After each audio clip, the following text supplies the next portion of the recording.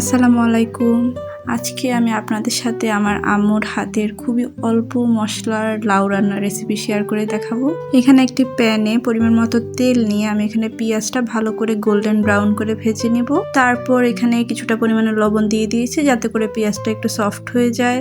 সামান্য পরিমাণে আদা এবং রসুন বাটা দিয়ে আমি ভালো করে কষাবো যাতে করে আদা রসুনের যে কাঁচা গন্ধ থাকে সেটা আর না থাকে।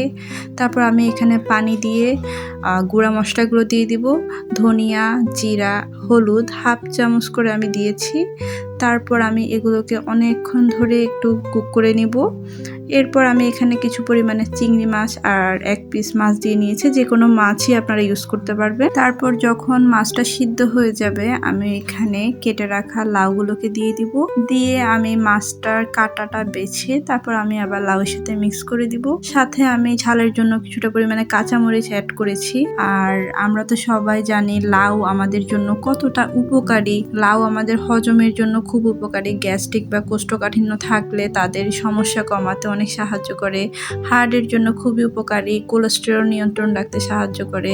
লাউয়ে ক্যালোরি কম থাকার কারণে এটা ডায়েটের জন্য খুব উপকারী। এটা আমাদের ওজনটাকে নিয়ন্ত্রণে রাখতে সাহায্য করবে। আর আমার আজকে ভিডিওটি ভালো লাগলে অবশ্যই লাইক করে ফলো করে পাশে থাকবেন। Thank you so much.